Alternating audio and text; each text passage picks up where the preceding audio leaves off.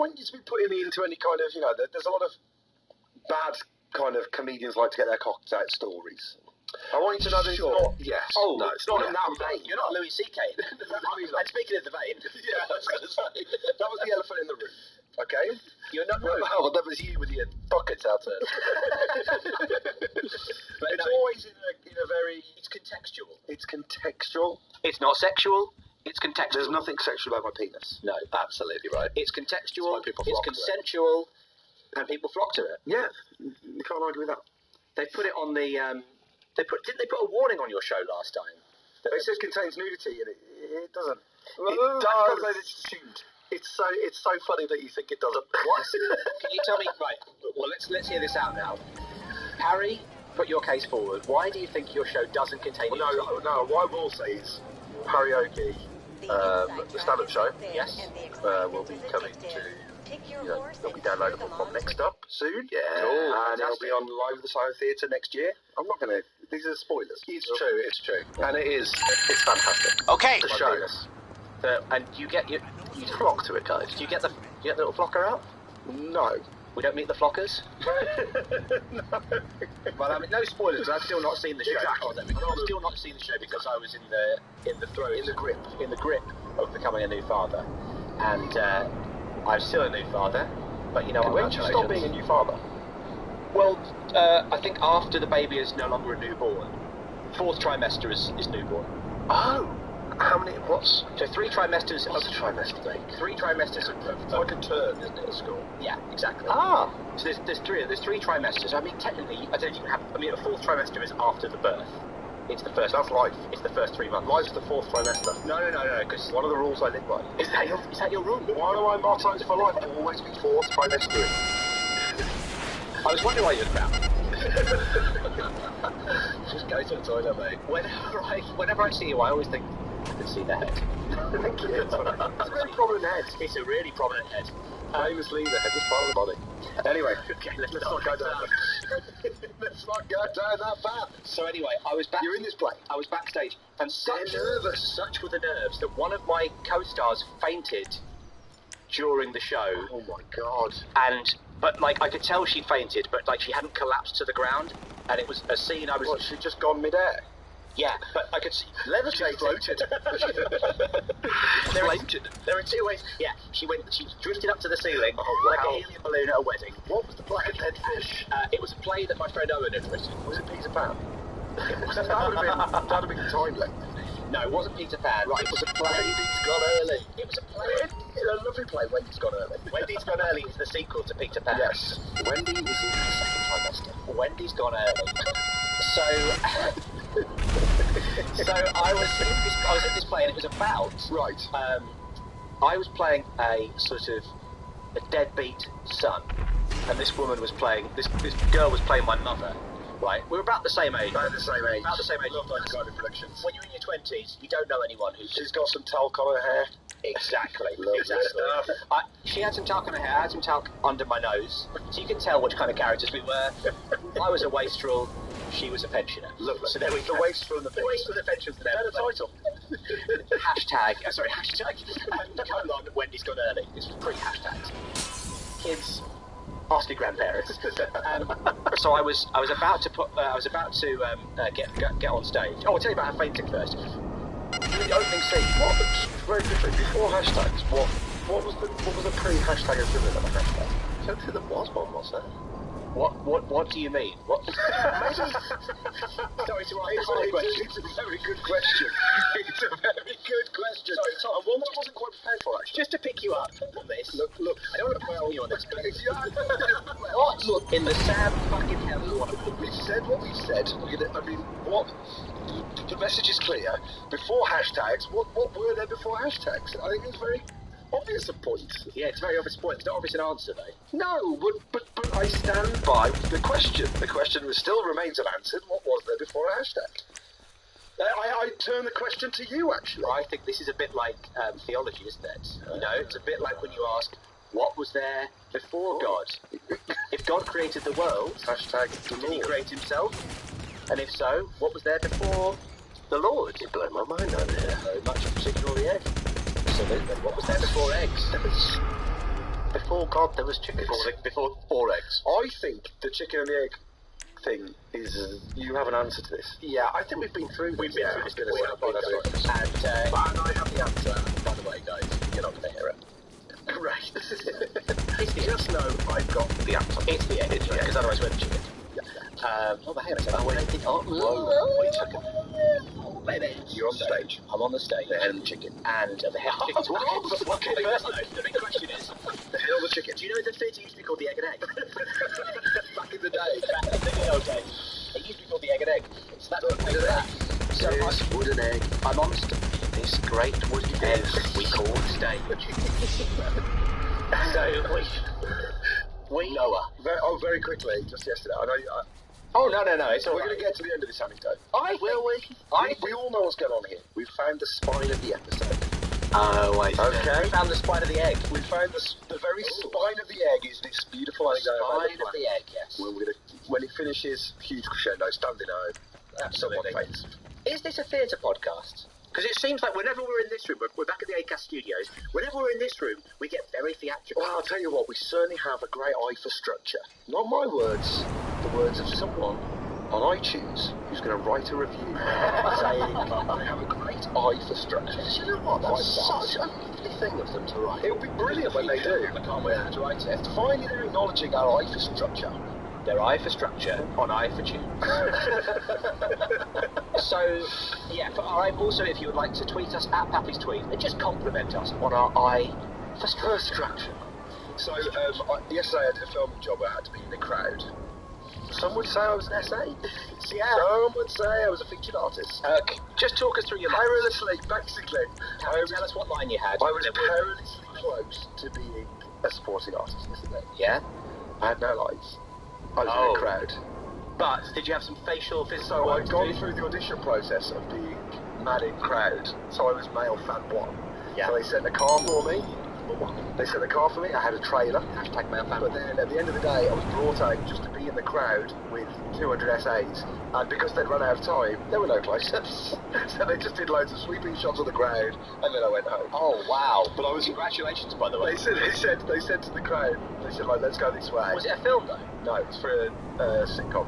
Oh, no. Yeah, I know. So it was one of those moments. Do you remember we used to have our own suit? Yeah, I know. Very, very interesting day for me. But I was stood next to a guy in the crowd, and they said, okay, everyone, we need you to come over here. And I said, once more onto the breach, dear friends. And the guy launched into the full speech. Oh, I love it. The full speech. I absolutely love it. Really loudly, with his arm on my shoulder. It was a really intense moment. It did make it seem like you'd started that. I mean, that's it, and I don't know the rest of that speech. Isn't it? That is the question. No, the question is, what was did there we do before hashtags? Please, know the answers. Send us a review on iTunes detailing our eye for structure. At Pappy's Tweet as well, if you'd like to get in touch via Twitter. And use the hashtag iTunes for structure. Stop. Good luck spelling that. So congratulations, by the way, on the work. And I know. You're not congratulating me on doing a play 20 years ago, so. Yeah, I know. Well, 20 years ago I was doing plays and I had lines. It goes, now, man in crowd. Yeah, man in crowd. And there was another guy, sorry, just very quickly. Another featured guy who had his own trailer was Red-Faced Man. Oh, and that could have been your role. The team played in red, and we got onto the set, and the second AD said, where's your red face paint? And he said, no, I'm just a man with a red face. And he said, oh, sorry, I thought you were down here as Red-Faced Man. He was like, that's the name of my character. I think it's because I am supposed to have a lived-in face. And he was like, oh, well, carry on, as you were. Mission accomplished, mate. Oh, boy. Red-Faced Man. So, Male fan 1 and Red-Faced Man. More onto the breach. Dear friends. I can't wait to see that, though. It sounds good. So this play, a prequel to Pan, if you will. A prequel to Pan. So I was a teenage tearaway. I was playing a proto James Dean. I was playing this reprobate that my mother was taking to meet with a scientist who, and I didn't realise this. Hang on, what? He was going to turn me into a formaldehyded, an embalmed guy work of art for someone's house. What?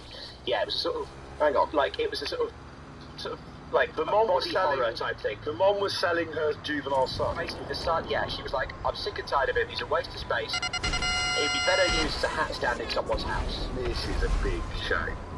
It was a good play, man. Hang on. Was it around about the time that Bodyworks was making all the headlines? Yeah, I guess it probably was around Kelsey. But you know what? You can get inspiration from anywhere. Absolutely, why not? And you know what they say? Genius steals. If it had been 10 years later, it would have been that Walking with Dinosaurs show. They would have, yeah, absolutely. They would have said, we're going to paint him like a Stegosaurus, stick him in the hallway. Nowadays, it should have been It'd be a taken hashtag. off to join, just like hashtag strictly Four delinquent children, they were just tied together, laid like a raft. Yeah. Could be either a raft or a hashtag. That's what was there before hashtags. That's what was there. Raft. There we go. Nature's hashtag the raft. Absolutely right. And then it was noughts and crosses, and then it was hashtags. Yeah. What came first, the noughts and crosses or the raft? The raft. Has anybody ever played noughts and crosses on a raft? That's how it started, of course. Think about it. Robinson Crusoe and his girl Friday wash up on the beach. His Girl Friday? Man Friday? His Girl Friday is a movie. You've never read Robinson Crusoe? No. Man Friday is his... His Girl Friday was a movie, but it was based on the phrase Man Friday, or on the name Man Friday. Robinson Crusoe feels like one of those books. Everyone knows If the you've story. not read it by now, you're like, I'm not going to give it a go. I did read it, actually. How did you enjoy it? And there's only about half a dozen books I've actually read. When did you read it? Oh yeah, it was a long time ago. You kind of think by now, the amount of books I'm never going to read. It's a pretty tough read, actually. I did enjoy it, though. I found myself the other day pretending to have read Animal Farm. Yes, I saw your tweet about it. I was in a chuck somewhere and I went, this is just like Animal Farm. Yeah, I know. Were they talking about... I can't at this moment say. Because there was a lot of sport had with the fact that there was this sort of... I don't know if it existed, but there was a sort of a porno of people having sex with animals called Animal Farm. So that when... What? Like, That didn't have the sound effect. You can't do a spit take 15 seconds between the sip and the spit. You can't sit that was just a sip take. That was just a sip take. Oh, it's quite a genuine spit take. There we go. Sorry, I was... Yeah. I don't drink big spit. Now, water. that's a little Please stop. Dear listener, for you, anything. I would drink spit. That's my first rule, for the listener, drink spit. So I was in this play. What? Let me just close this little thought first. Close the thought like the play did. Okay, After the second night. Robinson Crusoe and his man Friday wash up on the beach. They pull the raft up. Yeah. And then he goes, oh hello, your turn. And in the sand, under the raft, he's drawn a little X. And he's like, your turn. The thing about drawing an X... And he goes with a north. The thing about drawing an X on the beach, no pun intended, draw an X. on the beach, is that people might think that's where you buried treasure. Oh, yeah. That's true, but then you put a naught next to it to say, there's no treasure here. That's how it started. Someone put X on the beach and they're like, look, someone's going to think there's treasure there. No, there's no treasure here. What's that here then? And then X0X, which obviously nowadays means hugs and kisses. Hugs and kisses. So that's, and then him and Man Friday had a hug and a kiss. Had a little cuddle and a kiss, and actually the time flew by quite nicely. The end. Oh, you have read it.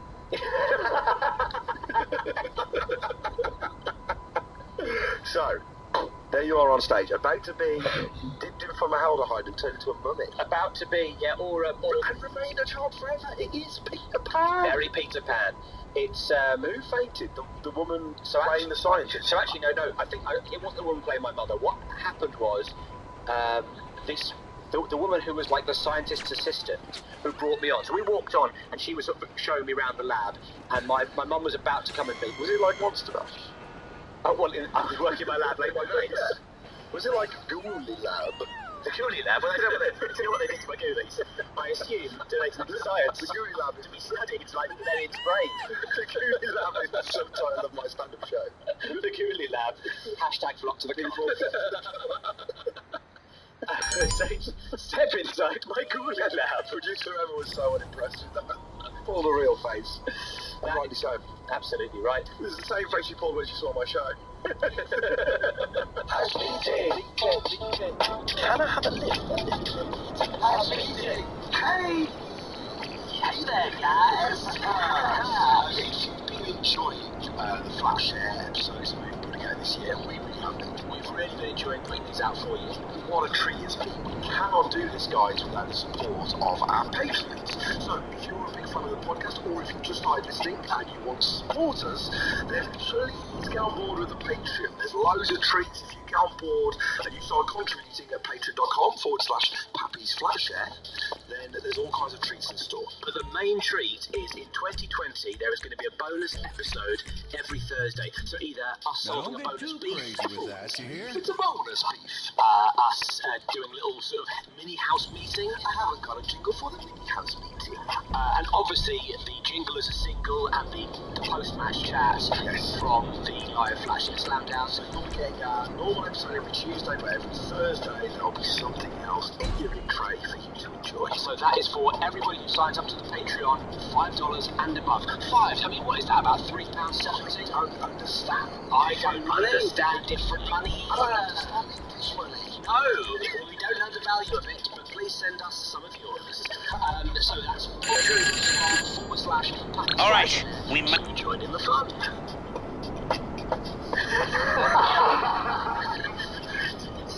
Join in the fun. Barry's just joined in the fun. I've said it once before, but it bears repeating. Hej, det er Sara fra Boldekurs podcast Tæt på. Jeg samarbejder i øjeblikket med Samsung TV, der har fantastiske TV'er til et hvert rum. Uanset hvad din stil er, kan du finde et TV, der matcher din indretning og dine behov. Du kan få et TV, der passer ind, eller et TV, der skiller sig ud. Jeg vil præsentere dig for nogle af dem og få Samsungs QLED-teknologi. Find ud af, hvilket Samsung TV, der passer til dig, ved at lytte til min podcast, eller tjekke tv.samsung.dk. You didn't realise immediately it was a body horror thing. There was a twist coming. The twist was, why don't you put on some of this lotion? It's really nice. And then suddenly you start being embalmed. The only bit that I found like genuinely taxing as a performer was the last taxidermy as a performer. Well, that was the last scene. I had to be there, like stood there, like still. Oh no! The lights went down, and then I was just there. I had to stand there all still. Like Winter's Tale. Yeah, exactly, like the statue of Winter's Tale. But I was thinking of the David Essex song. Oh, it was only a Winter's Tale. Very hard to dance to. You just have to stand there. Winter's Tale. I met David Essex once. What? Yeah, he opened the door. Found a new spine. He opened the door for me. Hang on. Career-wise. Did he get you the part in the play? He got me the part in the play. Hang on, what door did Essex open for you? Clarky, you've got 3 guesses. Okay, yeah. What door did David Essex open for Matty Cross? Front door of my David Essex house? No, it wasn't. Got 2 more guesses. 2 more guesses. Front door to your house was going to be my second. Okay, I'm going to just a wise guess. I think you're out in public, right? The door to my heart. He was a surgeon. Was David Essex in the play? Was he the one name selling tickets? No. I mean, I'd go and see it. He's a good actor, David Essex. Although the cast were selling go and see it if Crosby's in it. Was it Harrods? It's my guess. Oh, got one more guess. That is good, actually. It wasn't Harrods, right? No. Final guess, Clarky. Was it the stage door? It wasn't the well. Ooh. Was it the stage door? It was a stage door. A backstage door at a theatre. It was. No, it was not a theatre. Was it in the green room of a chat show? You're very close. I'll tell you what it was. Okay. It was backstage at Loose Women, and nice. I was on Loose Women. Last Leg was filming next door, but we shared the sort of backstage area. Anecdotes. Shared a lot of laughs, a lot of tears. Myself and Stacey Solomon, Colleen Nolan. You know, The Loose Women. the Loose Women. To the Loose Women. To the Loose Women. And David Essex was a guest. And What a guest. But you know what? So handsome. He's still got those piercing eyes. Yes. You know, he's got that sort of, he had that sort of gypsy style. He wore the neckerchief. He retains that wild the gypsy energy. He retains the gypsy energy, and I was genuinely starstruck. You know, my heart skipped a beat. It was so exciting. Those moments when you're genuinely starstruck are really exciting, aren't Love they? it. That little tingle goes up your spine, and you think, this is the man who sang. You're next to greatness. Rock on. Yeah. And you're right. He's holding the door for me. Me, baby. What did you say? He said, rock on, baby. I said, the only way is Essex. Lovely. And then you walked the wrong way through the door. And then I followed him, and he said, piss off. So, the play's the thing. The play is the thing to catch the conscience of the listener. Okay. I'm not. I want to know. I want to know. Is this kind of, are we talking like a Black Mirror kind of situation? Yes, very Black much. Grade to Black Mirror. From Black Grade to Black Mirror. I don't know. Charlie Brooker. One of the situations where this mother, like, how bad a son have you been? Right? Right. What are you rebelling against? What have you got? A jar of formaldehyde. I basically I think the idea behind it was the author himself toying with his own guilt as a, I think we all view ourselves, especially in your 20s when you are quite a lazy fucker, you view yourself as being a bit of a waste of space. A burden. A burden, exactly. Or the boomers. And you sometimes think, wouldn't it be better if I just wasn't here? And he was sort of channeling that. And I think sometimes parents must think, I gave a lot of my life to you, and now you are wasting it by sitting in your room, smoking hashish, and Dude, playing Cleo's FIFA. only, 3 months old? Don't give her some slack. She can't get a job yet. She loves the ganj. She loves the gang. Burden on the Boomers is a great album title, by the way. Burden on the Boomers by Bob Geldof. David Essex. David Essex and Bob Geldof, who, let's face Together it, at last. both got that same gypsy energy. Yeah. That sounds like a backhanded compliment, by the way. To say gypsy energy? Yeah, like to go, he's got a real gypsy energy. No way. It makes me think of the Richard Thompson song Beeswing. You know that? Great. You know that sort of... No. Well, I tell you what we'll do. Emma, we'll drop in the entire... we won't. We'll go and listen to it on Spotify. I know exactly what you mean. I think when I think of gypsy energy, I think was a rare thing. piercing eyes, Fine as a beat. kind of like Finer. Breath of wind would blow her away. yeah, like kind of She was a full head of hair, She was right away. piercing eyes. A full head of hair is absolutely... You don't have like, it doesn't have to be across the top of the head, but you've got to have a lot on the sides. There's a lot going on. Yeah. There's still lots of hair present. Bandana. Oh yeah. Got it. And like a swing in the hip. A swing in the hip. A 2-Rye energy. Like 2-Rye energy. A 2-Rye energy. Yeah. Hashtag big 2-Rye energy. That's what we've got. Great. Raft 2-Rye energy. That's what it used to be called. Exactly. In the good old days. Raft 2-Rye energy. Are we still speaking English? Does anyone know what the fuck we're on about here now? So, I've got to say, we've broken the spine of this. No, we're still on the spine of the beach of it. We're coming straight back in. The spine is let's strong. get back. You were a burden on the boomers. You were a burden on the boomers. So the first night anyway, the woman who was showing me round, it's the opening scene. I'm being shown around the laboratory, and I don't know why I'm there. Oh. Okay? Yeah. And halfway through, she's looking at me, and I just see her eyes have gone. I just go, oh, you're not here. They've rolled into the back of her head. Yeah, you're not in the room. So I think she'd gone full Monster Mash. She was possessed. Ghoulie Lab. She She's was in the Ghoulie Lab. mentally, she was in the Ghoulie Lab.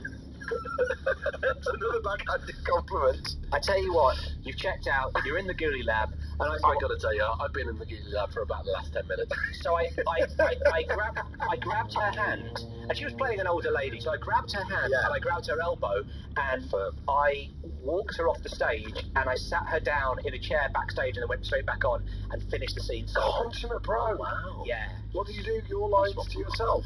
I'm not going to lie to you, I did once more to the priest. What I did was I just sort of pottered round a little bit, I looked around and I sort of pointed out the things that were going to be pivotal in the rest of the play. And by this point, the scientist who was also backstage, he Came out. He rocked out and started his Igor, have you watered the brain today? Do you remember any lines from the play? No. Oh, no. I wish I could. I wish I could. Do you still ever get like an anxiety dream when you think you're doing that play, coming out on stage? You know what? I thought, this is for me. Once she was off stage, I had the whole... I trod the boards to myself. I thought, this is pre-stand-up.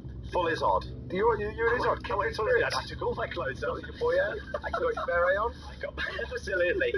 I talked about Europe a lot, and And you did half of it in French. I did half of it in French. Even the play. Absolutely. It was good fun, actually, being on stage on my own. I thought, this is for me. And then, I'm going to join the sketch group. I'm gonna start stand-up. Obviously, I love sharing the awards with you guys, but Thanks, I thought I've got to find two people who are not going to faint.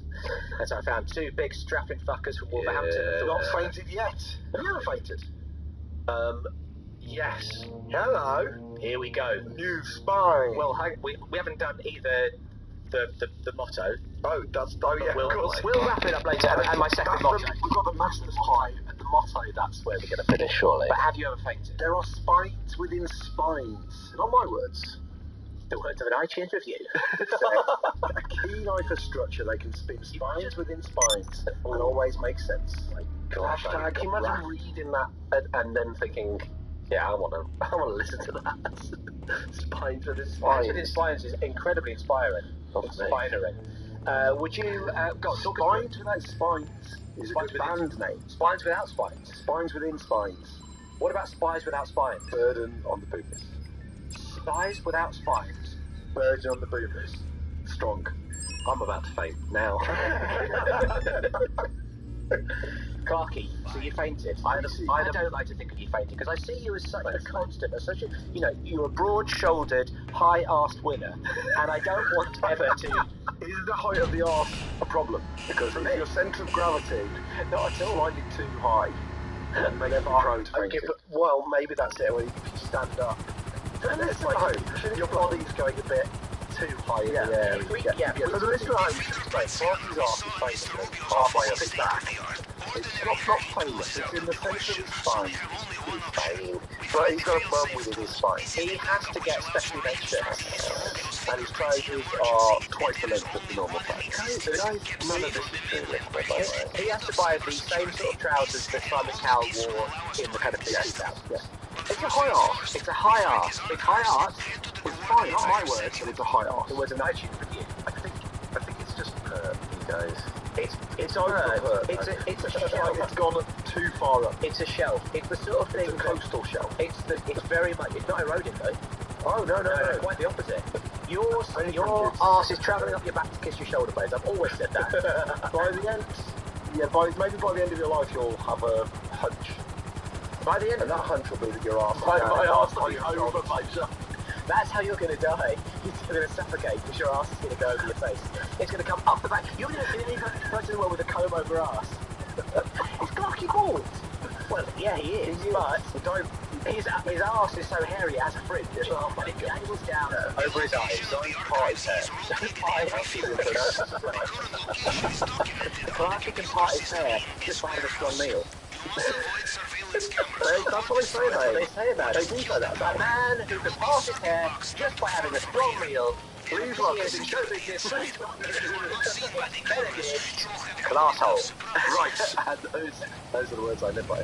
That's your motto. That's your motto. You fainted. Oh yeah. I had a fight with my brother before dinner. Hang on. Did he knock you out because that's not fainting? No. Oh, did he put you in a sleeper hold? No. Did he fart in your face? Oy. Oh my God. No. What he actually did was, we'd been watching a lot of American wrestling, of course. It was the 90s. He grabbed my by the ankles, upended me, opened my legs, and stamped. Oh no! Oh my God! Oh my goodness me! Sorry. You see on wrestling. Yeah, but they're not doing it really. Oh. Your legs on the floor, your legs are in the air. Yeah. He opens the legs. He stabs right down. Yeah. Right down on the big down. Oh my goodness gracious! I'm so sorry. Both winded and crying, and just kind of lost consciousness, and fainted into the kitchen. Came to with the sight of my dad reading the newspaper, kind of looking. I'm giving you the 3 count. 1, 2. He was just counting his nuts, checking they're both still I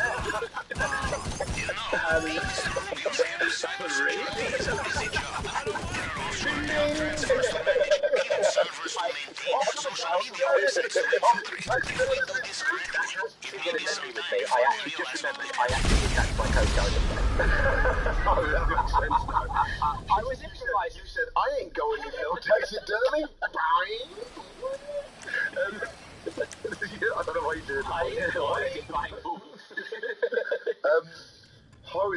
your brother get into trouble for that? No, my dad was such a like incompetent rule. He was a pussy hole. Say it like you mean it. No disciplinarian he. If my mum had been It was not a place for many rules. It was a free-for-all. An absolute free-for-all. It was an absolute pussy hole's playground. It really was. This used to be my playground. Do the next line. So, that triggered a memory for me. Oh, hello. I watched Never-Ending Story. Bit of memory. And I got a feeling, I could be wrong, but hang on. Am I remembering this right? In Never-Ending Story, The theme tune was by Lamar. there was like this big ugly ball that tried to catch the kids. Yeah. And at one point, No, you're thinking did I punch it in the goose? Oh, what? No, the thing is, the big long thing, was it called? No, there was like a wolf. There was a good flying bear thing. That was it's like a dog. It's like a dog with no legs. Yeah, it's like a dragon, but like it's like a furry dragon. It's like a furry dragon. Yeah. A dog room, if you will. A dog room. Or if you've never seen this film, you'll. Oh, it's so good. Does it still hold up? I doubt it, but oh, hang on. Well worth a watch though. Definitely worth a watch. Get it via Acast or wherever you get your and a bit long though. Yeah. Never-ending Story. Yeah, bit long. Bit long. I mean, I love how he repeated the title just to keep that we weren't getting. Oh, we got it. Sure. Nice bit of business, actually. Thank you. So yeah, this reminds you of something that may or may not have happened. We watched this bit happened, but the bit in the film. Anyway, there's a wolf. Yeah, there's only one. It's like in a cave. It comes out the cave. Scary, really scary bit.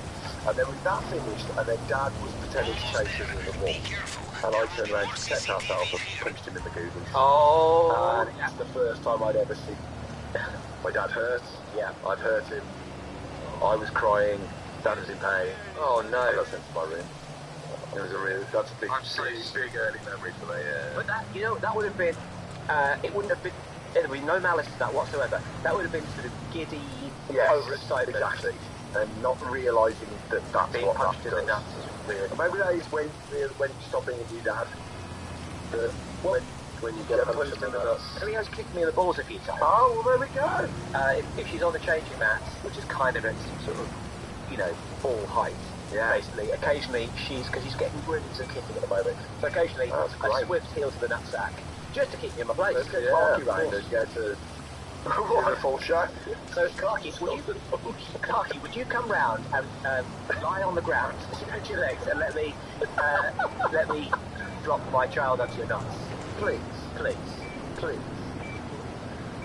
Well, I mean, if it makes for a good spine, then yeah. Oh, it makes for a very strong spine. So what clothes did you take away? So we're backstage. Really, the nerves were high at display.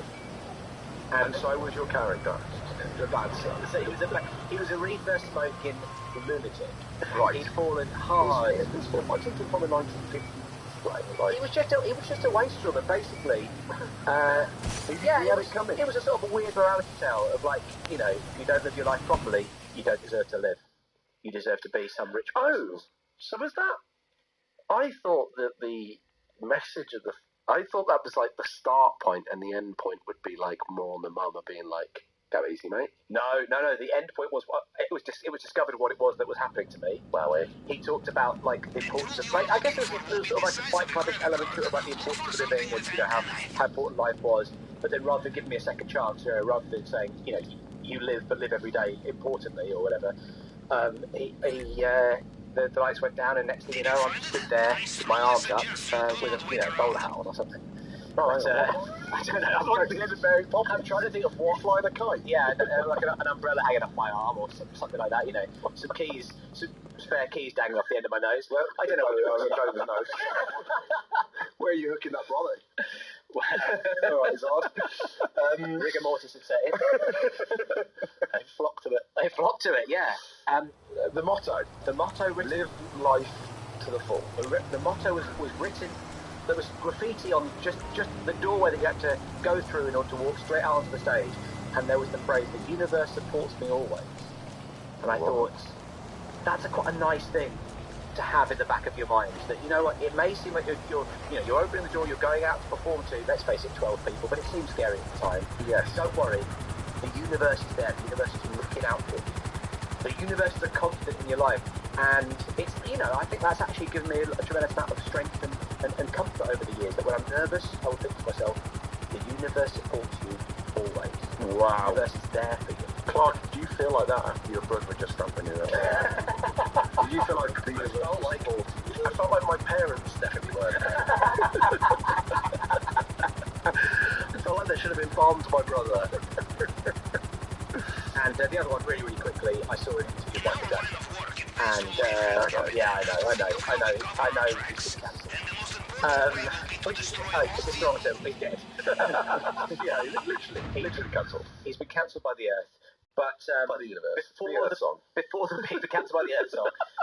the big tour he was going on, the final tour that he never actually went on, yes. One of the interviewers, it was like he was kind of walking down a red carpet. It's like a red carpety type press conferencey type thing, as he was going to launch some statue of him floating down the river or another one of those sort of things. And someone said to him, Michael, are you feeling nervous? And he looked at them and he said, never nervous, always good. And I think anytime I'm feeling nervous, I'm about to enter into something, I think this is a nerve-wracking situation. Just think, don't be nervous, be good. Never nervous, always good. And I think if you're starting a new job or something like that, I have that in the back of my mind. Never nervous, always good. Does it help? It does help, actually. And it's just having a sort of positive outlook on things and thinking, what do we gain by nerves? What do we gain by thinking? Acknowledging nerves is one thing, but forgiving yourself for being nervous and pushing through that and going, no, do you know what? I deserve to be here. The universe supports me always. There's a reason I've been given this job. There's a reason I've been recruited for this thing. There's a reason I'm about to step on stage. Why be nervous? Just be good. Just be good. Wow. Ironically, just be good was something Michael Jackson was able to do in his life. Be good, mate. For fuck's sake, mate. Maybe Michael Jackson should have been a bit more nervous. If I was Michael Jackson, I'd be very nervous. We can't end on that. But we're gonna. For what belief would you take him? We got there in the end. Oh, very, very strong. We always knew we would. What a parabola. What an arc. Wow, yeah. Yes. What's a parabola? I don't know that. It's an arc. Oh. Yes. Not like Noah's Ark. No. But the parabola of the story. Yes, that's right. How do you spell it? P-A-R-I-O-L-A. Parabola. You taught that song in nursery. Yeah. It's a good nursery. Very good, I mean, it's all about parabolas. Yes, a fine arc to that one. Not my words, the words of our reviewers on iTunes. On iTunes, yeah. So you've got it's a spine within a spine. It's a great hyperstructure. A wheel within a wheel, the ever-twisting dawn of the man is likes to feel. You'll stand around on the windmills of the Thomas Crown Affair. The Thomas Crown Affair. Now, if you'd like to join the Patreon. Now, we're always making bonus content now. Should I join the Patreon? No, you don't need to. Right. Okay.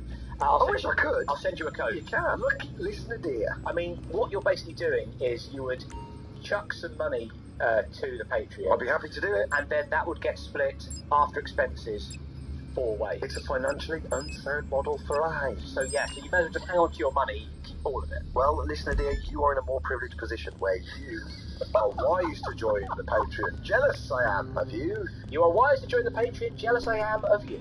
And why not? And that's always been our motto for the Patreon. Absolutely right. So, hop on the Patreon. There's a lovely community there. You get bonus footage. Yeah. You get all kinds of shit. We're still going to sort out the T-shirts. Yeah, you know what? As of speaking, I've sorted out the stickers and badges. Have you? I've sorted out the stickers and badges. So that's going to happen very, very soon. That'll be a Christmas present for you. And there's T-shirts coming down the line in the new year. There's T-shirts coming down the line. So because I realise I haven't done it yet. That's going to set us back a few months, though. I'm so interested, so I feel get the T-shirt for Easter. Tom, let's talk about it. You do often say to me, don't worry, let me sort out the T-shirt. Well, it's a nice thing to say, isn't it? But you don't mean it, do you? I really want to. I know you want to, but you're not going. I'm working on it. Can you tell me, who you're working on it with? Listen, And have you ever even Googled self-printed t-shirt? listener dear, an insight into this. Self-printed t-shirt would be amazing. In my house, we've been without toilet seats for 12 months. Was my job. We were without a toilet seat. Now, it was my job as well, but I couldn't find a toilet seat to match. Yeah. And I had to do a thing where you take a photo of your toilet and the old seats, and you had to send it to someone and they would tell you what it was. Keep sending it to me weirdly. I'm not gonna help you. It's hard to find a toilet seat. I know. And also, I don't know how listeners feel about this. I quite enjoy not having a toilet seat. Oh, you've taken the toilet seat off entirely. We had a crack in us. I've got no toilet seats. I put the crack in ours. And you just go plug to porcelain. Do porcelain. If Cardi comes around your house, of course he's lying across the toilet. Well, of course, it's a porcelain. It's a trademark position to go to the futon stance. I enjoy not having a toilet seat. Your arse gets lower, you need to get higher. It's better for your bowels. Put it out there. It's a very, very good point. Thank Well, you. for more tips like that, join the Patreon.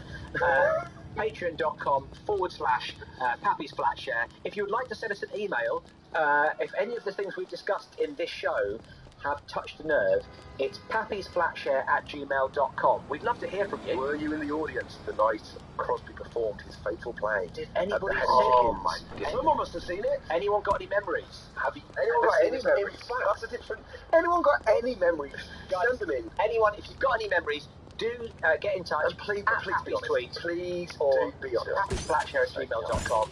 Please be honest. Stick a memory in our PO box. And actually, my worst ever blank on stage was at a Pappy's gig, where we all completely crumbled on stage. I think doing our Outrage Tonight sketch. Was anyone in the audience for that? Was anyone in the audience? Has anyone Outraged tonight? I stick a memory. I think your worst blank on stage might be forgetting John Curtis's name this series. Oh, that was a bad one. I would really bad one. Yeah. Well, we've got a memory. Leave it in our PO box and help create a memory. Send a memory to create a memory. And guys, Don't go making up a memory. don't make up memories, guys. Make memories, don't make up memories. And that is our real motto. And that is the motto of our producer, Emma Caution. Caution team! Please stay tuned for the Patreon Neighbourhood Watch Roll Call. Cheers, everyone! Bye! Please be up and hello, baby. Hello, big papas, and welcome to another Patreon Neighborhood Watch Roll Call. I was doing the mashed potato. Couldn't get him on the plane. Hello, baby. Hello. The mashed potato. I was doing the mashed potato. I was doing the mashed potato. I was doing the mashed potato. I was doing the mashed potato. Hello. Hello, baby. I was doing the mashed potato. But I'm not French. I got the crossbow right now, baby. I'm not French. I'm doing the mashed potato with Lily and Harry French. I was doing the mashed potato. Hello, baby. But my surname's not Graham. Why?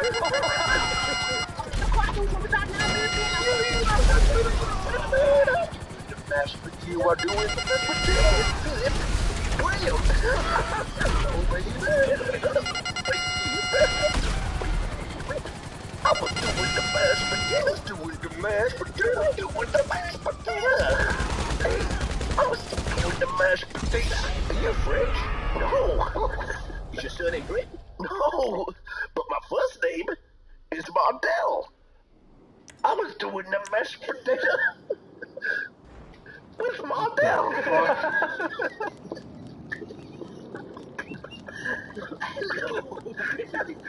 Hello, baby. I was doing the mashed potato. He was doing the mashed potato, but I'm not French. Oh, not French. Where's my hat gone? John.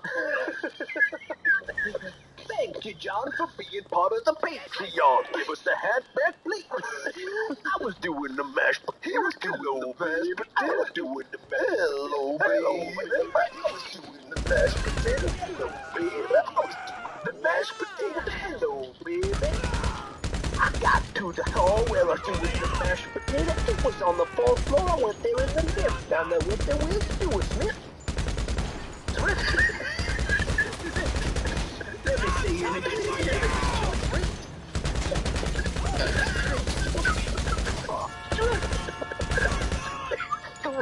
It rhymes with Nick. I even got the words right there. That's what's with me. I was doing the best. I was doing the best. He was doing the twist. He was doing the twist. I was doing the all over. He was delish. He was doing the mashed potato. I was in the mashed potato. I was doing it all the way from Leeds. Right down to Bristol. I was doing it with my girlfriend. Bristol. Listen, we apologise to Mike Ball. No, sorry, who was in that one? Lillian Harry French, Philip Graham, Mardell John, Stuart Swift, and Pistol. Because we fucked that. But we're not going to record it if we run out of time. Let's include this week's Neighbourhood Watch. Whoa, cool. Goodbye, baby. Hej, det er Sara fra Bollikos podcast Tæt på. Jeg samarbejder i øjeblikket med Samsung TV, der har fantastiske tv'er til et hvert rum. Uanset hvad din stil er, kan du finde et tv, der matcher din indretning og dine behov. Du kan få et tv, der passer ind, eller et tv, der skiller sig ud. Jeg vil præsentere dig for nogle af dem og få Samsungs QLED-teknologi. Find ud af, hvilket Samsung TV, der passer til dig, ved at lytte til din podcast, eller tjekke tv.samsung.dk.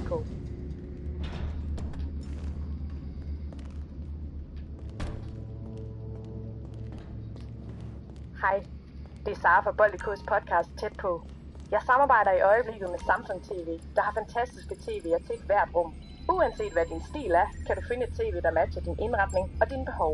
Du kan få et tv, der passer ind, eller et tv, der skiller sig ud.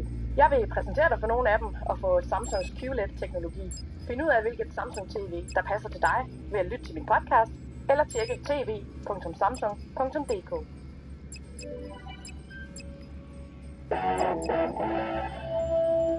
Greetings, listener dear. I'm Tom. I'm Ben. And I'm Matthew, and welcome to another episode of Beef Brothers Cold Cuts. It's coming at you cold, beef. Whoa, it is come at you cold beef. Gazpacho cold beef? No, it's called tomato. What do I think of? Carpaccio.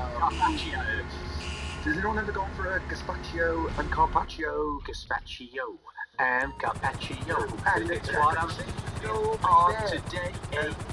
Anyway, this is a treat of Beef Brothers. We have ever busy double act, Max and Ram. Yes, they Full-on friends of the show. They're full-on friends of ours and friends of the show. They are, they're one of our absolute favourite acts. Harry's knocking stuff over with delight. They're one of our favourite acts. If you ever get to see them on tour, please do. I think they do a little plug for their tour. They're on tour at the moment. They're just a brilliant act. If you ever see them on a building near you, go and see them. They're fantastic. What I'd like to say before we get into the episode is that we've had some emails. Oh, yeah. At gmail.com. You can send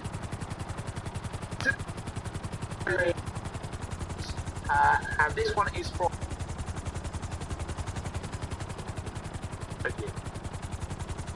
the Broner episode from a few months ago now. He didn't like it. Gentle peeps. Thanks for the wise/ridiculous/almond. Hello, this is Pegasus Lifestyle Management. How can I help? Podcast to the fab. Thank you, madam. Your spectacular aircraft is now ready for you at our nearest airfield. Any crates you can find.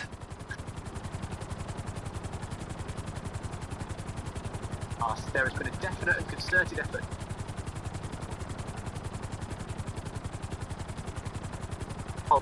such that the to run twice Basically dirt. So what happened is Chaos has controlled Tony's lifestyle.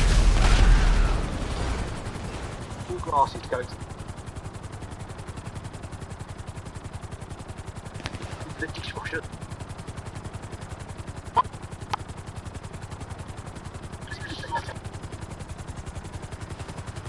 I've hidden the spreadsheet and for when the dishwasher inevitably breaks. He ends it by saying, Don't forget to check inside. Destroy it all. you know, what you're doing. Don't pay any attention to your dad's slightly mad dishwasher. Buy your own dishwasher salt. Every kid should have their own dishwasher salt. Oh, of course. Please. It's a classic stocking filler when you're... Absolutely, yeah. You know. Yeah. Absolutely. Kids love it. Please keep us informed on how that situation is evolving. Tony, please get back in touch and tell us how it's going. Tell us what's going on. And if anybody's had their beef solved on People's Cold Cup, we always like to go back and check again. And hear how successful we've been. hear how successful. And let's see how successful we are with this week's beefs. Enjoy. Well, if you had a problem, I'm calling a problem. If you had a problem, I'm calling a maybe we should help you. Think it before it gets out of range. Welcome to the show, Max and the Man. Hey. Hello. Thanks for having us. That's a total pleasure. So what kind of... Well, let's... You've lived with each other in Edinburgh, presumably. We have, only in Edinburgh. We've never lived together. Unlike other... Have you guys lived? I mean, other than the flat. Me and Tom had a couple of stints living together. Yes. How long are we talking? We had a couple of years in his parents' house together, where I lived in Ben's mum and dad's front room. I've forgotten about that. What are you talking about? I can't see anyone else on the radar. Strange. Shipment gone. Because I came and stayed in that front room, probably. It was Christmas time. I came and stayed, and I slept in your bed, which was. Now, am I right in thinking it was the mattress on the floor with 4 posters made from VHS cassettes? Yes. But because it was Christmas time, the Clarks had a very, very well decorated Christmas tree that they kept turned on 24 hours a day. And the curtains open so the neighbours could see. Of course. That's a nice Christmas tree. On the floor. And so we slept Under the Christmas tree. under the Christmas tree on a mattress surrounded by VHS cassettes. Christmas morning. It was already bad. So wait, what's under the tree? How long did you live there? On Paris. I think it was about 9 months actually in the end, wasn't it? And when you stay in someone's front room, normally you take the sheets off the sofa or whatever, and did you do that for 9 months every morning, or did you just... They gave me the front room, and then they used the middle room as a lounge. The middle room? Nice. Except for Clark Christmas. is from landed gentry. He's Old man. It's a pretty big house. Yeah. It's No, they had like staying home. they had like a lounge in the middle room, but their front room they let me rent, so I rented for like £5 a month or something. Which I still did because You've never played it, have you? You've never played it. And the fans of the podcast, Tom, what is the address again? if you want to visit the room, actually, turn it into a living museum. Can't do with these things, anyone can pay for themselves. These country piles, they're hemorrhage. Absolutely, they have to either be rented out so you can film pornography in, or or rented out to people who don't pay their rent. Is that what the tower of VHSs were on each corner of the room? It was all grumble. It was all homemade grumble that Harry and I had filmed under a Christmas tree. It's very festive, but of course now what we're streaming, it's all up on Pornhub for free, isn't it? Exactly. Anyway, do we see a penny of it? Do we bollocks? Big fan of that one. I watched a grainy 4.5 minute clip of it earlier today. Yeah, I didn't see what bollocks. Oh, yeah, very cheap. What? The music.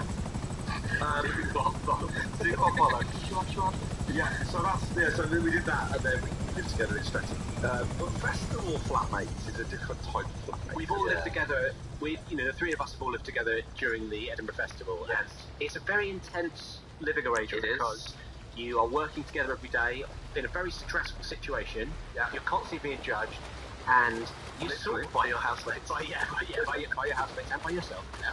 And then at the end of the show, you sort of. I mean, we don't often socialise a lot in Edinburgh. We don't socialise a lot together. We do a bit, but we'd often just sort of disappear and not see each other, and then kind of eventually regroup in the morning. It's like a bunch of feral cats licking your wounds. And Ivan, what is Max like as an Edinburgh flatmate? Well, since we got big enough to have our own bedrooms, That's when you really know you're like an Edinburgh journey. it was quite a moment actually. Before that, it was a bit sad, but Did you share a bed? We've done all of the permutations, I think, about it, all of the reasonable ones. We haven't camped in a tent like James Acaster did famously. He camped in a tent one year and it flooded and his laptop got ruined. There was one year of him. What might have been? I don't mind saying I saw some promise in that lad, and I think, if it hadn't been for the laptop, he could have got His some funny ideas got completely flooded. there was one year that Max had one half of a double bed, and the other half was taken to just other people that were turning up across the room. We were fully missold. Our mate was like, lads, don't even worry about searching for accommodation. I've got you a place. It's in Bristow Square, right at the heart of the action. We were like, okay, brilliant, a flat, and it wasn't that expensive. We were like, well, I mean, this is almost too good to be true. So it was as all Edinburgh flats are, the 11th floor of the ground. I don't know if Edinburgh flats have a ground floor. I've never seen it. But it wasn't. Normally they're at least like double height, kind of big, big spacious flats. This one, someone had clearly put an extra floor in. We were, first things first, 10.5 floors. Yeah, we were on. 10.5 floors. Completely not legal. I'm not a small man, but it was small for me. It'll be very difficult for us. 5 and 7? We take away important advantage from the enemy. Ideal. It's more of a 5 and 7. Furthermore, we haven't been told, and this isn't a true indignity, but there was no bedding of any kind at all. So we had to buy duvets, duvet covers, pillows, and pillowcases in the first day. That's not honest. That's not. And then the final straw was that every bed had been divided in two with no rhyme or reason, and so we were just sharing, physically divided in two. It was just a double bed. I wish there had been a physical barrier. So they've been divided into it. People were like, oh, by the way, I'm in into it as well. Yeah, 100%. What? The lowest moment being when halfway through the Edinburgh Festival, I broke my ankle and went up 10.5 flights of stairs every day. Also went from having quite a dry, focused Edinburgh. I was like, fuck this, I'm in quite a lot of pain. So got quite drunk for the rest of the month. But woke up with a very, very, very foul-smelling spoken word poet. Breathing other kinds. Breathing into my mouth with a long, scratchy ginger beard, and he just drank me. I didn't want to make it. And that's how I met Ben. And we share the bed ever since. We have, and it's just got better and better. And is it spoiled your spoken word poetry? Yes. There we go. Still got legacy Carl Wright with yes. Yeah. For more of that, it's sea venues every single day up until the festival. It's been able to start. It's a lot cheaper to go to September through to the July run. Absolutely, yeah. Okay, so let's solve some beefs, shall we? Let's solve some beefs. I tell you what, Max, why don't you take this one? Yeah. Let me read it. Read it, please. Read it aloud. Read it aloud. Aloud is always learning language is a pod game. You don't care for these facial expressions I'm putting. It's all about the tone. This is from Christian. Hello, Christian. From Christian. Strong front name. Strong front name. Very a deeply religious front name, I would say. What isn't it? One of the most religious. In fact, are there any other religions that could be a front name? Let's get into it. Jew. Yeah. We know someone called Jew. No. We know someone called Jew. Durofar. Oh, we do. JU. JU. Ah, okay. So we've got June, we've got Christian. Brilliant. Buddhist. Why are you called Buddhist? Being called Buddhist actually, because you've got quite a nice name. You've got the shaven head. Bless you. You've got the thoughtful and calm demeanour. Actually, I'm going to stick to the shaven head. The shaven head is what I'm going to say. Thank you so much. Is the EDL a religion? You're for some people it is. So, well, let's read this. Let's find out. Christian says, my neighbour up the road has a large England flag. You mentioned the EDL, I thought I'm going to shift it back to the email because I've read this already. Oh dear, right, okay, nicely done. My neighbour up the road has a large England flag hanging off the front of his house. Go on then. Permanently. Apparently it's just one sentence. I think it looks stupid, but I recognise that it's okay to express yourself, and there shouldn't be anything seen as inherently offensive in a flag. That's very judicious he's being there, isn't he? Incredibly judicious. He does qualify it. on the flag. He qualifies it with, unless the swastika and possibly the Confederate flag these days, even if they were just good old boys, never meaning no harm. Lovely Dukes of Hazzard reference, and I enjoy that very much. Like digression into a defence of the Confederacy there. Well, it's a bit of 80s TV nostalgia rather than anything else. Okay. Just a TV show that's dated a bit badly. Christmas says, I thought about hanging my own flag in petty retaliation. I like this. But I don't know what to go with. I'm neither a sports fan nor particularly fond of piracy. Should I... Those are the two flags, I'm afraid. Those two left. The I was warned you, or the skull and crossbones. should I flag up my concerns with my neighbour? Lovely stuff. Flag up myself in response? He's painted himself into a corner, flag up, like and his third is just for keep shots. Okay. The answer, my friends, is blowing in the wind. Oh, gorgeous way to end it. Lovely bit of business from Chris. Firstly, the big red he's converted with. We're going to put up a big England flag. I'm going to become Christian. have you ever had a flag? Can I throw another house into this beef? What? Yeah. What? Very specific. In 2004, was there a Euro or a World Cup? Or around then? 2004, yeah, that was a Euro. The house at the end of my road painted the red St George Cross, on their house, still there to this day. My Google Maps is going a bit bad, but that's on Google Street View. The flag, but the house itself. The house is the flag. The house is a flag. The house is the flag and has been for 15 years. Right. Beautiful. That's quite intense now, because in my area of Penge, there's this guy who goes around and he will do a big mural on the side of your house if you want it. So I'm glad you added that. Oh, there's loads of those guys in Penge. They'll tag your flat for no money at all. Twin brothers at the end of the road, one paints only. One that asks permission, the other one is a little bit more renegade. One's fancy, the other one's thanks. So as a result, there's a house just around the corner from me that has got a giant owl. But one side of the house is just a big painting of an owl. There's. I mean, it's hard to say. I'm assuming it's a British owl. I mean, the owl has a beret.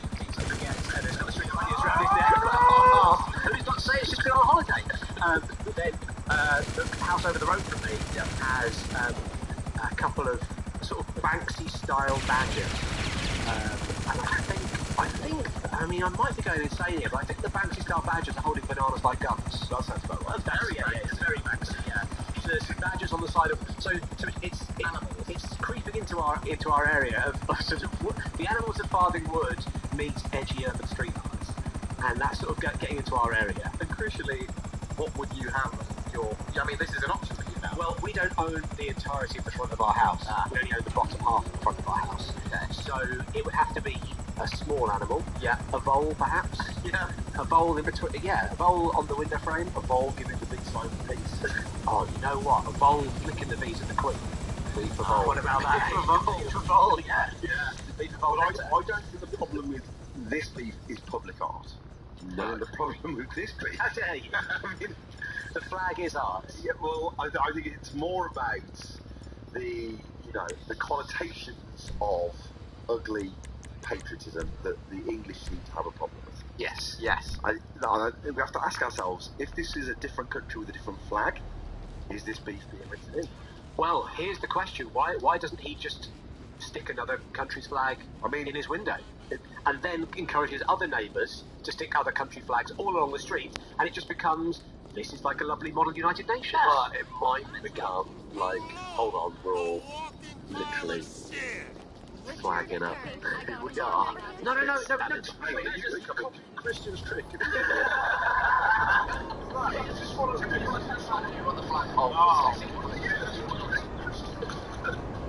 Well, I am after reading that letter. Listen, it's not saying, oh, I'm an Italian person living in this house, therefore I'm going to have an Italian flag. The model United Nations is literally everyone gets given a place and you become that place to do your kind of... Yes. It feels like he said, I've thought about hanging up my own flag. He doesn't know what to go with. So it feels like if he had links to another flag. This is what I was thinking. So do we send him a flag? Yes. Well, is that what we decide on a flag that he can go with? Or we come up with a flagshare slam down. And so flag merch. We're struggling enough getting the badges to people. I don't know how it's why we suddenly adopted the idea of a flag. Get those t-shirts sorted in January, and then flag production begins. Hard to design a flag. The Black Country came up with a flag in the last 5 years. They had a competition. Oh. And it was like, and someone, created the Black Country flag. And it's like two metal chain links. Yeah. So it's like 2 links of a chain. Yeah. And is it red and black and white? Yeah. And kind of diagonal. It's cropped up a lot now. You'll see it outside people's houses. And was there a lot of steel production or something in the Black Country? Is that where the metal links of the chain come from? No, it's I think BDSM community. They're just very, they're kicksters. They're kicksters. Oh, I won't kick shade the Black Country. No, I've been burned by that before. Well, that's your kink, though. That is my kink. That is my kink. Are there any colours that aren't used in flags? Purple. Can you think of any purple flags? It's a good... Well, it can be pretty good. Like, pleasecolorspodcast@gmail.com. I mean, UKIP was the thing, the first thing I was thinking of. Yeah. UKIP, and also there is because UKIP is purple and sort of gold or purple and yellow, and there's an estate agent. There's an estate agent down by in Sydenham, where they've got the big awning. It's right by your house, Clarky. It might even be, I can't remember the name, it might be Robinson Jackson, and I always think they've got like a big awning out, and they're always like handing out leaflets, and I always think it's like UKIP have like camped on the high street to hand out leaflets. They're just trying to get people to I'd run them off out of town. You're sort of Clarky, what are you saying? You're sort of vigilante. That's right. You're a performance poet, a spoken word performance poet, you're a Christian, you're a vigilante. We all remember you as a pretty positive poet, yes. The scourge of the right thing, Clarky. Facing them out. Clarky, I believe you wrote about UKIP, they just know. Put them in their place. So, I tell you what, Clark. Brown flag.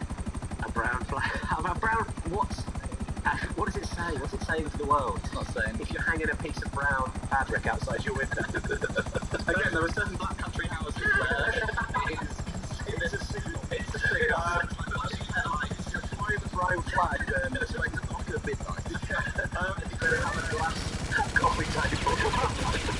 The brown flag is flying. It's just flying. Is it like a different coloured smoke coming out the top of the back? If there's brown smoke coming out, it makes the both take a shit in the woods. Okay, so It's terrible. Isn't it? Oh, cheapest. I like it. Christian, chase the dragon. Are you on the horse? Do get back in touch. Dragon flag. If you flag up, why not made up? That's what. Flag up and smack up. I mean, I don't want to get towards sport. you with a latent career talk sports show. Yeah, the second sentence. I think it looks stupid, but I recognise that it's okay to express yourself and assume the ending C as inherently offensive with a flag. Right? Right. So, isn't it okay for them to fly this large England flag? Yes. So you're basically saying live and let live. You're saying let him fly the flag. If you've got no particular allegiance to a sports team or to any country, don't fly a flag out your house. And we don't know if this guy thinks of the neighbours a sportsman, like he's just flying a large England flag. But, you know, when he says, should I flag up my concerns with my neighbour, what are you going to say? I don't like the flag. Oh, yeah. I mean, that's not an opportunity. I think the only thing you can do is counter with your own flag. So, that's, so they're the two options. Or keep struggling to do it. Yeah. So, you know. What about being the alpha Englishman and out-Englishify this person by out-flagging him? Yeah. By painting the flag.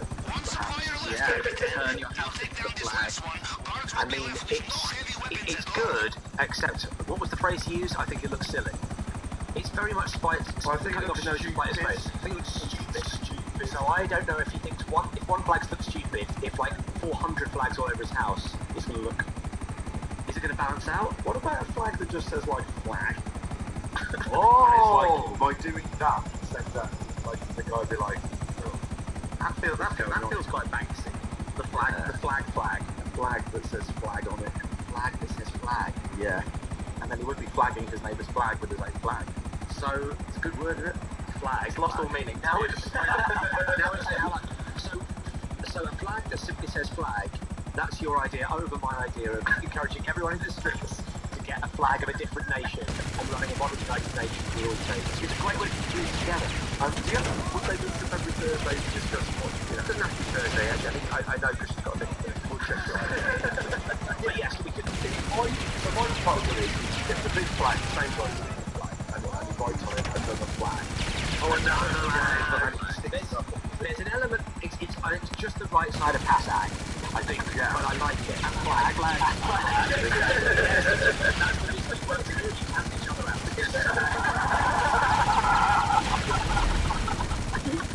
So we either go past flag or we go model UN. I'm voting model UN. So, talk me through the model UN very quickly. Everyone in the street has to agree to take part in the. So you say Kristen could do a beat for vendetta, hosts everybody flag. And say, please. Day of reckoning. What happens if even vendetta? Well, they post each other's flag. The guy posts everybody. Right. And you know Everyone in the country. Yeah. Or London at least.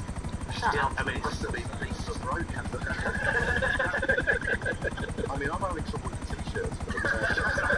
This guy's these t-shirts. This episode's coming out in late January. Have you got your t-shirts, guys? Do right here before this podcast. If you've got a flag, you're flying your flags, guys. Flying your flags. So you're saying we posted. He posted it on the street. I live at number 32 in this street. Yeah. I wake up on Wednesday morning. I've got the Moroccan flag on my doorstep. And when I look up and be like, what is this? They're googling, going, it's the Moroccan flag. No, there'll be a little note saying you've got the Morocco in the Model United Nations on this road. Right. Like a letter from the ambassador of Morocco. Display, yeah, exactly. Saying, why are you fucking doing Moroccan flag. The ambassador from Morocco is going to get. He's very across where these flags are going. He sold you the flag. He's the guy who sold me the flag. Yeah, you get the flag free from each of the embassies. They come through. They give you a little welcome pack based on your. It's about cross-pollination. Do you think how sometimes they'll declare it a part of? Do you think you could get your neighbours to declare their flat a part of Morocco? Absolutely, a principality of Morocco. I mean, a principality. That's exactly what I was going for. Absolutely. Yeah. So this is what we're going to do. So next door is going to be a principality of Morocco. Next door to that is the principality of Belize. So here's what Every nation is like will be there. Forging passports for one and all. Get your money inside your flag. Absolutely, so many small tax havens in Christianstown. They'll be actually Did you forget about your patron Simeon? Let me know if I can be of service. the Ecuadorian house, or would he go for somewhere else just to try to use it? I fear escalation, right? If you're a patriot, Where's escalation? It's number 347 now, Christian today. you've got the English flag on you're obviously a patron. Suddenly, little Morocco crops up, Belarus, I think England flag guy's response is going to be, right, Double down. yeah, paint the front of the house, stick flag, whatever. What's happening to his door? But then maybe the neighbours like, right then, we double down. Everyone's got But I painting. don't think you would double down if you weren't from Morocco. Like, I've got the Moroccan flag and I'm like, oh, someone wants some fucking board game, or what is this shit? It's like, Once again, forgetting the input of the Moroccan ambassador, who's very much on the scene. He's rebuilding the front face of the house in a traditional Moroccan style. I've got a dilemma for you. Okay. The Moroccan ambassador, he lives at number 32. Oh. He's got Belgium. Oh. What's he going to do? This is strengthening international ties. He's all at sea. I mean, to be honest, you know, it sounds holiday for him to have a Moroccan. He might like a bit, you know, if it's day to day, 9 to 5, it's forwarding, you know, the interest of Morocco. Every day he's going to a little bit of Morocco. Yeah. He wants to come back to a little bit of Belgium. Yeah, exactly. Belgium exactly would be great. Holland, Italy, some food. Exactly. I'm going to go on record and say this to me feels like a logistical nightmare. Okay. All right, fair enough. If you've not got that dream in your heart, sure. I hate to say this, but this is the reason the country is in this kind of state. We're not willing to open up our doors, put out our arms, and say, please hang a Moroccan flag. Offer them the bloody Mexican flag. Get the Mexican flag up there. Mexico 86. The Mexican flag is fantastic. It's a good flag. You're not going to not want the Mexican flag. Well, hang on, is that a quick assault? No, Mexico's a good flag. Go Mexico. Go for the Mexican flag. Well, There's some good flags out there, maybe just pick one you like. the reason I said police is I saw it on TV last night on Only Connect. It's like 2 shirtless men. Have you seen it? I see them before having an absolute laugh. Are they in the black country? They are. They're not in the black country. You know what? They really should. It's one of them flying the brown black. Okay, so our options are this: join Crosby's Model UN. Now I hear it out loud from somebody else's voice. It's convinced. Join Crosby's Model UN. Build yourself my ironic Banksy flag that says another flag. That's going to go down well. Or, Well, I tell you what, you back me, I'll back you. okay, there we go. Sure, there we go. We can have each other right. Exactly. Back to the bank cases right. Clarkie's rule. Clarkie, I've got a flag with yes on. Absolutely right. Yes, brackets, never UKIP. So, do we... That's the police flag, by the way. Look at these guys. It's got a lot going on. So there's 2 shirtless men. They both. One's got an axe, one's got an oar. There's a little. It says sub umbra floreo, which I don't know what that means. They're both out on some grass. There's